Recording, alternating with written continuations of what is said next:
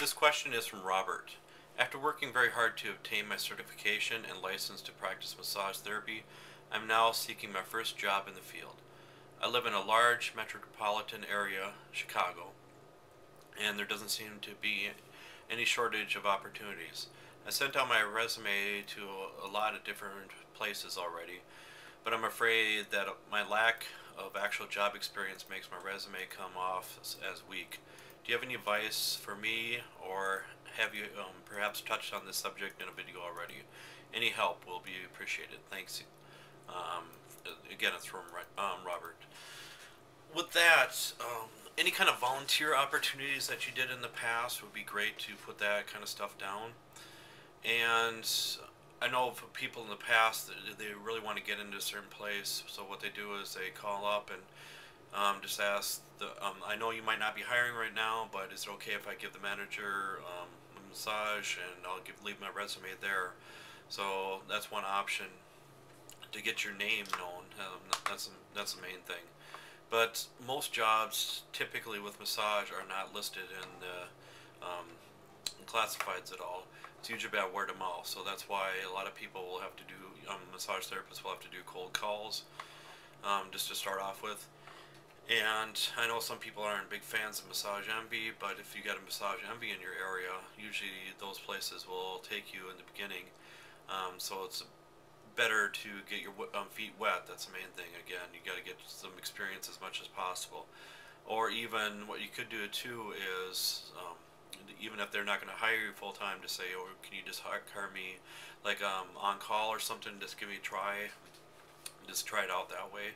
So at least you can put something on your resume that way, so the longer you're at a place, even though you're not going to be full-time or part-time, but typically with your resume you're just going to put that you're at a certain place, and you don't have to go that in depth of how many hours you're actually working there, but it helps to kind of boost up your resume that way too.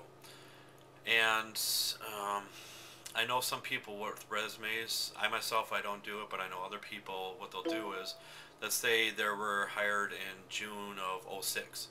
But what they'll do is on the resume, they'll just put like 2006 to 2009 or something like that. So they're not going to actually put the month when they started in that year. So they're just going to kind of leave it generalized that way as much as possible.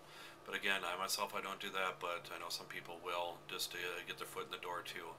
And you got to look at your cover letter too. What your cover letter actually look like. Even if if you don't have a cover letter, that's going to be hard too to get a job.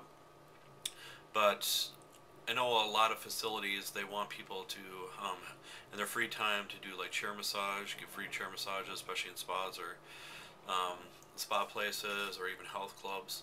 So even put on there that I'm more than happy to give chair massages to people in the downtime and to help out with other things then. But again, the more you can communicate with other therapists, the better too.